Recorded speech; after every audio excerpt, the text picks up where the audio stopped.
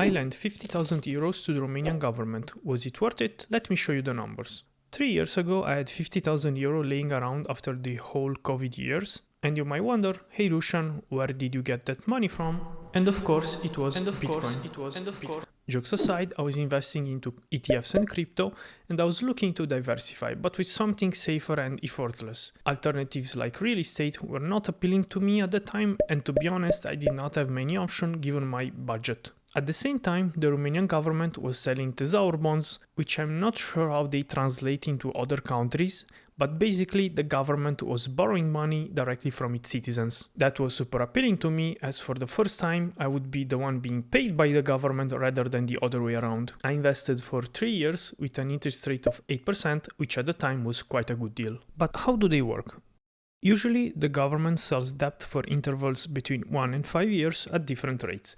Some examples: 7.2 for 1 year, 7.5 for 2 years, 8% for 3 years. These were roughly the numbers when I invested, and the interest is not compounded.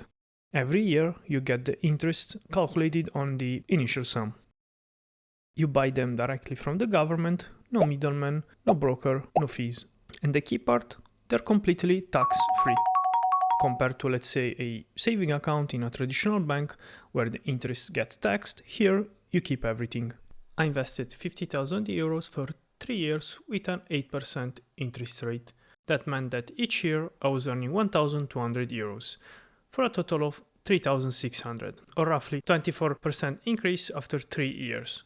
The catch is that the interest is paid only at maturity. If I cash out earlier, I lose it all, which is not bad for a short-term investment. As I mentioned, I bought bonds worth 50,000 euros, but in reality you buy them in Romanian lei. So I actually invested 75,000 lei. And back then the exchange rate to the euro was 5.0, so 5 Romanian lei were equal to 1 euro. 3 years later, when I cashed out, the exchange rate was 5.2 lei for 1 euro. What it means is that my money was sitting in lei and it was losing value compared to the euro. And for me it's relevant, as in Romania, if you want to buy a house or a car, the prices are in euros. And I also track my network in euros. So let's redo the math in euros. My 93,000 lei today converts to about 17,900 euros. I started with 50,000, so that's a gain of roughly 2,900 euros. About 90%, not the 24% we calculated before. The exchange rate silently deleted around 750 euros, not a lot, but still relevant. Don't worry, as the losses don't stop here. We now bring to the mix also inflation. Over these 3 years, Romanian inflation averaged quite high, and in total, prices went up by roughly 25%. And again, my return in lei was just 24. So in terms of what my money can actually buy, I'm basically at zero, maybe slightly negative. Did I lose money? Well, not really. I'll say I protected my money. The alternative was leaving it in a regular account and watching a quarter of its value disappear. The bonds didn't make me richer, it made sure inflation didn't make me poorer. Okay, but what if I had invested in something else? Let's say the S&P 500 or other index funds. Could I have gained more by investing my 50,000 euros in the S&P 500? Did I choose the wrong timeline? Let's see the numbers. As mentioned before, the bonds had a return of 24%.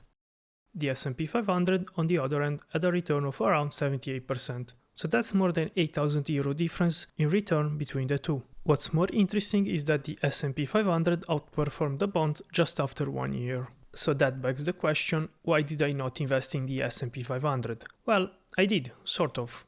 Not in the S&P 500, but in different ETFs, and I had a return of around 71%. In my particular case, the bonds were just a different basket I could put my eggs. Looking back, I still think I made the right move.